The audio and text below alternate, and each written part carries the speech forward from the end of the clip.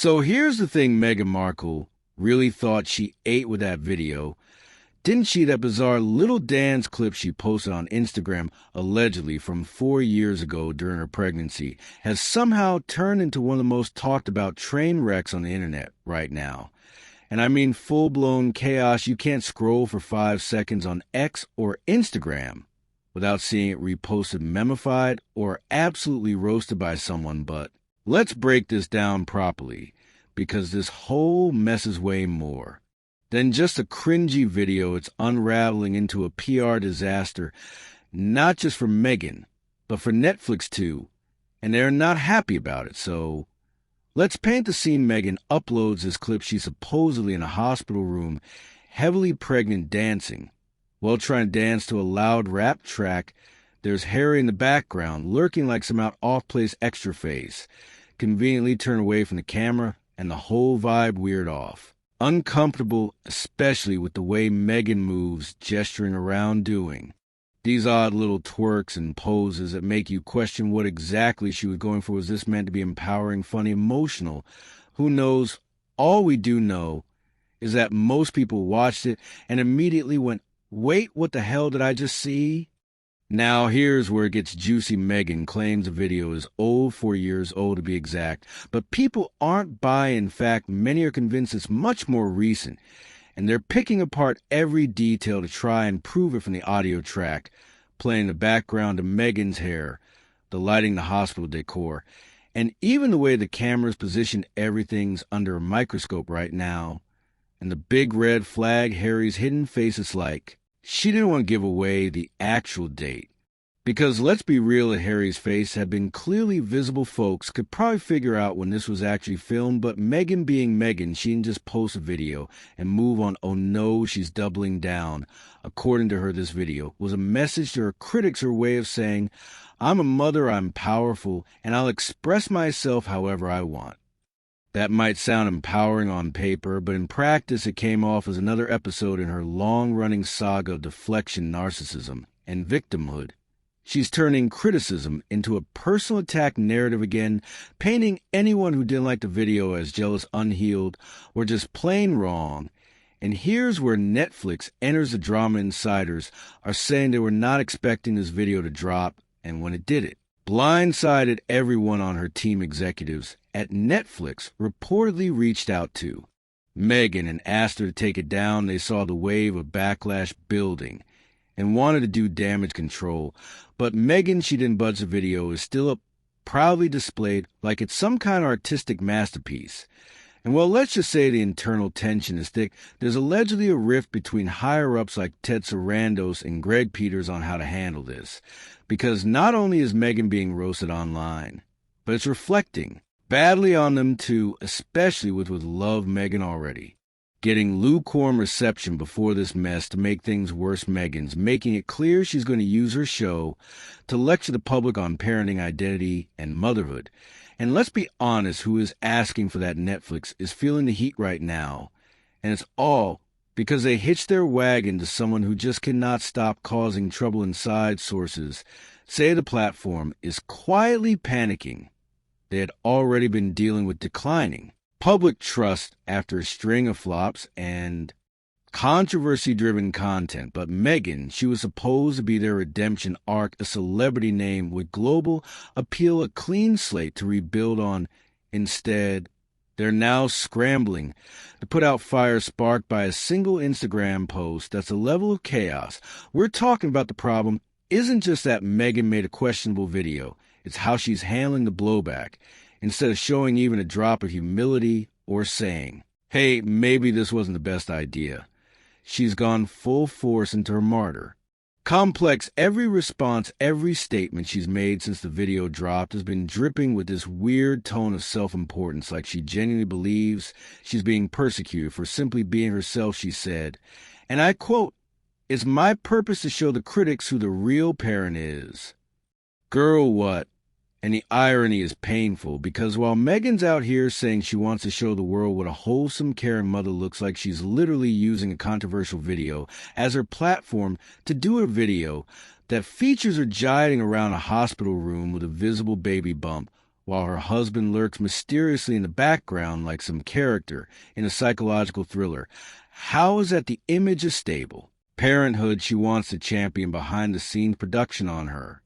Netflix show has been affected too with Love Meghan, was already in the middle of planning a second installment. Not a full season, just a part 2 of the first. But now reshoots have been delayed and some segments are allegedly being rewritten altogether. There's growing concern that any footage involving motherhood or hospital scenes is going to be picked apart relentlessly by audiences. Nobody wants to be part of something that's become a punchline. But Meghan doesn't seem to care. She's been quoted saying that expressing herself is how people find their sense of value. It's giving heavy mane. Character syndrome at this point. She's even gone so far as to say that American society is unhealed and needs her guidance, like somehow we've all been waiting for her to step in and show us the way to inner peace and better parenting. It's almost spiritual and how to detach from reality. It feels, meanwhile, social media hasn't been kind. Comment sections are flooded with jokes, memes, and straight-up disgust. Some are calling it the most awkward clip ever posted by a royal. Others are saying it looks like she stuffed a pillow under her dress, whether it's true or not. The fact that the authenticity of the video is being questioned so widely only adds to fire. And of course, the longer it stays up, the more people analyze it. Every frame, every lyric in the background track, every shadow and timestamp is under scrutiny.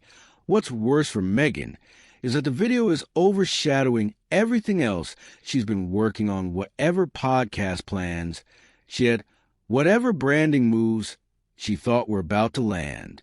All of it's been eclipsed. She's become the story again, not because of her work, not because of her voice, but because of a 30-second video that looks like a parody and plays like a cry for attention.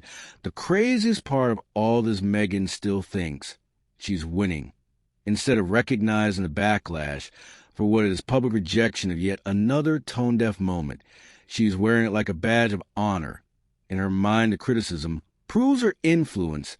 She's convinced the noise around her video is proof that she's sparking conversations, shifting culture, or whatever spin she's telling herself. But the truth is, people aren't talking because they're inspired. They're talking because they're shocked, confused, and honestly tired. What's really ticking people off is her insistence on turning this whole saga into some self-empowerment campaign. Meghan keeps repeating that she's a grown woman, that she's proud to express herself, that she has the right to show the world her version of motherhood. Fine. But the issue isn't about rights, it's about judgment. If you're in the public eye, especially attached to a multi-million-dollar Netflix deal, you have to know when something just doesn't land right. In this video, it landed like a brick. Critics aren't saying she can't be a mother or a media figure. They're saying maybe, just maybe, don't post a borderline bizarre dance video from a hospital bed and then use it to launch into a lecture about parenting and jealousy. There's a disconnect there, and it's what's making people cringe. You can't preach about authenticity and then deliver something that feels so painfully forced and performative. Meanwhile, the internal mess at Netflix is getting messy. Executives are having behind closed doors meetings trying to figure out if this whole partnership is still worth it. What was supposed to be a clean reputation lifting content play has turned into an optics nightmare. There are whispers that some within the company want to pull back, scale down her present, shift attention to other projects, or just distance the brand altogether. But Meghan, she's reportedly doubling down. She wants to go even harder on her podcast. She believes now is the time to get louder, not quieter. It's wild how fast things flipped. Just a year ago, Meghan had a solid public rebrand going. She was leaning into wellness, motherhood, empowerment, nothing super risky. But now she's back to being a lightning rod. And the sad part is it's not because someone exposed her, it's because she did it to herself. She made the choice to post that video. She made the choice to ignore Netflix's warning to remove it.